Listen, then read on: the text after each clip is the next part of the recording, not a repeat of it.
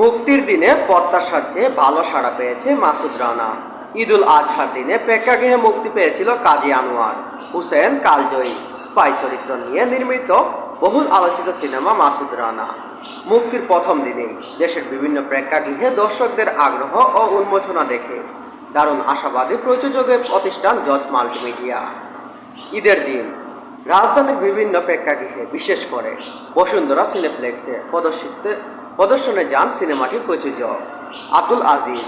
সঙ্গে ছিলেন ছবির শিল্পী ও কলাকৌশলীরা। দর্শকদের প্রতিক্রিয়া দেখার পাশাপাশি সাংবাদিকদের সঙ্গে কথাও বলেন তিনি।